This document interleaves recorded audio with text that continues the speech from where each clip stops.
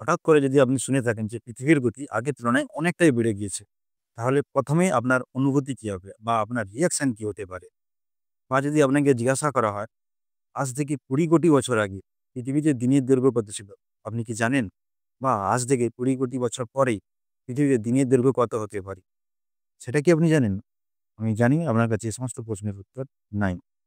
তো চলুন এই সমস্ত প্রশ্নের উত্তর এই ভিডিওর মাধ্যমে আমরা জেনে নিই।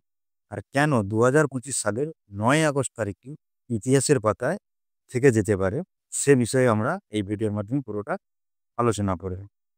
কারণ আমরা এক অদ্ভুত সন্ধিক্ষণে দাঁড়িয়ে রয়েছি। কারণ বলছি, পৃথিবীর গতি আগের তুলনায় অনেকটাই বেড়ে গিয়েছে। আমরা সবাই জানি যে পৃথিবী তার নিজের অক্ষের চারিদিকে একবার ঘুরতে সময় নেয় ২৪ ঘন্টা ৮৬,৪০০ সেকেন্ড। কিন্তু বর্তমানে সেই গতি আগের তুলনায় অনেকটাই বেড়ে গিয়েছে।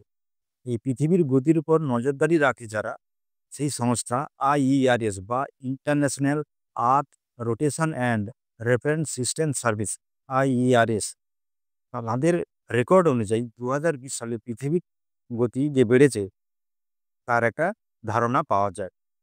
২৫ সালের ৫ই জুলাই, ২২শে জুলাই এবং ৫ই আগস্ট পৃথিবীর গতিবেগ সবথেকে বেশি থাকবে। এর ফলে দিনের দৈর্ঘ্য আগের তুলনায় অনেকটাই কম থাকবে। এর ফলে পৃথিবী থেকে চাঁদের দূরত্ব অনেকটাই বাড়বে বলে বিজ্ঞানীদের ধারণা। এবার আপনাদের প্রশ্নের উত্তর দিই যে ২০ কোটি বছর আগে পৃথিবীতে দিনের দৈর্ঘ্য কত ছিল? বিজ্ঞানীদের হিসাব অনুযায়ী ২০ কোটি বছর আগে পৃথিবীতে দিনের দৈর্ঘ্য ছিল ৩০ ঘন্টা। আর সেই হিসেবে যদি আমরা যাই, তাহলে ২০ কোটি বছর পরে পৃথিবীতে দিনের দৈর্ঘ্য হবে প্রায় ২৫ ঘন্টা। কখনো কখনো IERS তাদের সময়ের হিসাব নিয়ন্ত্রণ রাখার জন্য ১ সেকেন্ড সময় করে তারা সময়ের সাথে যোগ করে দেয় বা অ্যাড করে দেয়। আপনাদের জানিয়ে রাখি যে ২০১৬ সালের ৩১শে অক্টোবর বাড়তি ১ সেকেন্ড সময় যোগ করা হয়ে থাকে। বিজ্ঞানীদের ধারণা, নিরক্ষরেখা থেকে চাঁদের দূরত্ব যদি বেড়ে যায়, সেই ক্ষেত্রে প্রথম অবস্থায় কোনো রকম প্রভাব বোঝা যায় না। তবে হ্যাঁ, দিনের দৈর্ঘ্য কিছুটা বাড়ে। ২০২০ সালের আগের তুলনায় বর্তমান সময়ের মধ্যে পার্থক্য, ২০১১ সালে জাপানে যে ভয়ঙ্কর ভূমিকম্প হয়েছিল, যা রিক্টার স্কেলে যার মাত্রা ছিল 9 পয়েন্ট। এই তীব্র ভূমিকম্পের ফলে পৃথিবীর গতিবেগ এ পৃথিবীতে দিনের দৈর্ঘ্য 1.8 মাইক্রোসেকেন্ড কমে যায়।